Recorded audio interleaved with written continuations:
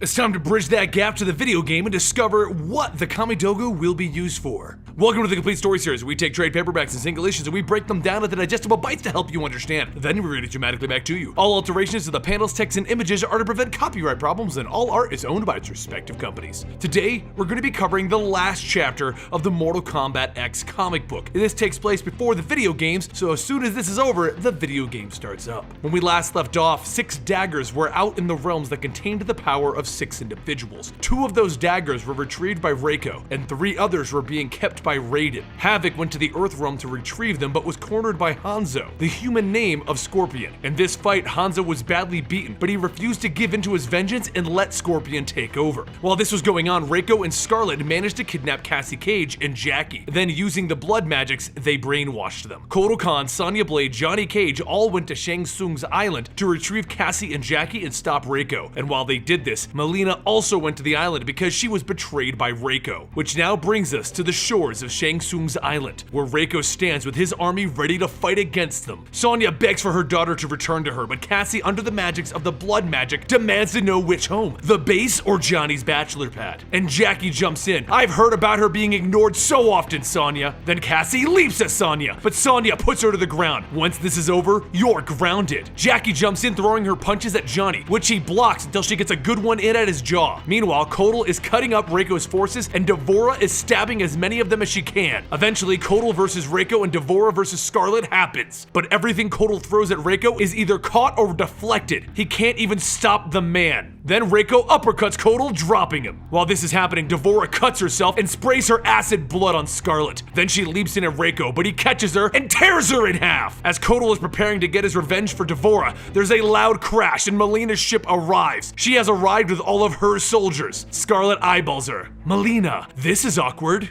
And as they run at each other, Melina wants to know, why is this awkward? Reiko lost faith in you and turned to me and empowered me. And with that, she throws a ball of blood at Melina and the battle rages on once again. But as Scarlet goes in for her next move, Ermac holds her steady and Melina kicks her so hard that she breaks off Scarlet's legs. During this, Reiko is tearing Kotal Khan apart until Melina sees her father's hammer, the Wrath Hammer, and she smashes Reiko's head in with it. With his head in pieces, the blood code begins to put him back together, and Melina turns to Kotal. We'll settle this later. Let's deal with Reiko. Meanwhile, out at sea, the Shokan have been following Kotal ever since they attempted to assault his base and were defeated. He mutilated Goro and they want their revenge, but they'll wait to see what happens before making a move. Meanwhile, Takeda has managed to get away from Havoc and he's made his way to a temple where he finds Lord Fujin pinned to a wall by Raiden's staff. He tells Takeda that Raiden is possessed by the daggers again and knows not what he does. Meanwhile, Sonya, Cassie, Jackie, and Johnny are still fighting, and Cassie and Jackie are still brainwashed, and Johnny is done toying around. Reiko does eventually repair his body and he stands back up, and then he flings his blood magics at Melina and Kotal. Then he grabs Ermac by the throat and he uses him as a weapon against Melina and Kotal, and then he begins to cut Kotal with his own blood dagger. Once they are both down, he stands over them. I could enslave you both. I won't. You will witness my rebirth. The end of a journey that began long ago, when I emerged from the shadows. Except, they are not defeated and they stand back up and slice Reiko into pieces. Just as Havoc returns to the beach with the rest of the daggers and the lightning god Raiden. He hits the ground with the force of his power, picking everyone up with lightning and dropping them. But eventually Havoc calls for enough and Raiden drops everyone back down. This ritual calls for champion's blood. He orders the red dragons to take Reiko's body to the flesh pits for revival and everyone else to their seats in the throne room. Luckily, as they leave, Devora begins to reform herself. The champions are all brought in and hooked up to a blood ritual to be drained of their blood. Havoc explains that Reiko is the vessel for their blood god, and once he drinks the champion's blood, he'll be awakened. As he drinks the blood, Havoc, Raiden, Cassie, and Jackie all stab him with the blood daggers. He then raises into the sky as he begins to feel his new powers. Meanwhile, Takeda has gotten Lord Fujin the healing that he needed, and is now heading off to Shang Tsung's island to rescue everyone, with some new equipment provided by Lord Fujin. Reiko steps forward with his new armor forming around his body, looking at the champions, trying to decide which tribute he'll eat first. But Havoc denies him. He needs those champions. Johnny and Sonya are important for his studies on the green magics, and Kotal Kotal and Mileena will help them conquer the Outworld. Don't worry, there are lots of soldiers from every army for him to eat. And as he begins to eat every single one of them, the Shokin on the boat outside see the blood magics taking off into the skies. He devours every mortal in the area in a single blast, and then he demands more. But that's when he realizes the problem. He is forever hungry for more blood. What is this pain, Havoc? He demands to know. And Havoc explains, with great power comes great suffering. That's the blood code. Reiko falls to his knees and he begins to fall apart. Something is destroying him from the inside out. And then Havoc reaches into his skull and he pulls out his brain. And inside of Reiko's brain, he finds the amulet of Shinnok. It was summoned here through the blood code. Raiden thought he could hide it, but Havoc found a way to summon it. He then feels the power coursing through him and he begins blasting the Shokin scouts, telling them he doesn't want to keep their queen waiting. With that, he begins blasting their boat from the shoreline. The Shokin all fall into the ocean and Shiva commands that they fight. Havoc then steps inside and has Raiden, Cassie, Jackie, and himself stab the champions to absorb their power into the daggers and allow the daggers to possess them with the demons inside. He then takes Shinnok's amulet to Ermac, where he uses the amulet to begin sucking up all of the souls that make up Ermac, until Takeda stops him by wrapping his chains around Havoc's hand and cutting it off. Back on the shore, Shiva swims to the shoreline with her troops, and she sees that Devora is reforming. It's time for all of them to join together to join the fight. Inside though, Takeda is fighting against Cassie and Jackie, but they don't even stand a chance against him as he disposes of them quickly. Havoc then picks his hand up off the floor and reattaches it. He tries to egg Takeda on, but he won't have it. Takeda's final purpose in life is fighting Havoc, but Mileena warps around Takeda's head and Kotal smashes him in the back, while Sonya and Johnny follow up with their own blows and Raiden shocks Takeda's mind. Then Havoc goes in to finish him off, informing him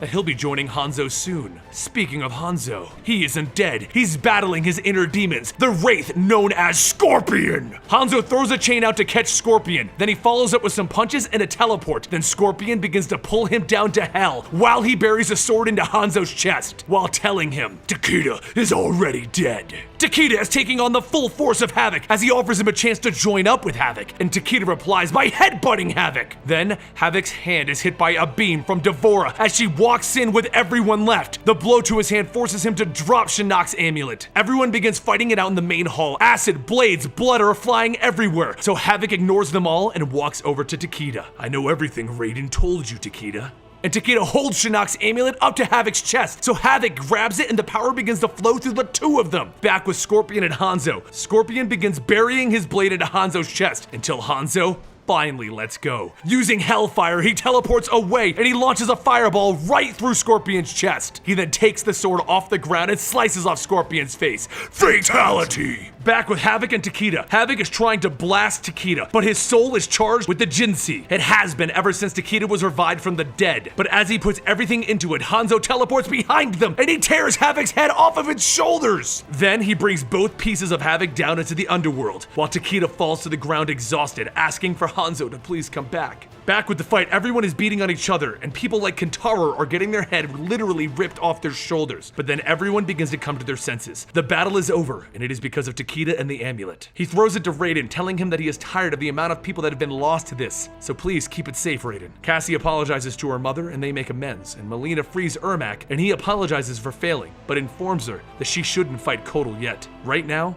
Outworld needs his leadership. Everyone shakes their heads and apologizes for everything, and they all agree to meet again and keep their treaties in place right now. Down in the Netherrealm, Hanzo walked up to the Ani and threw Havoc's head to them, as Havoc pleaded to not be left there. The Ani then challenged Hanzo to a fight, and he prepared for it.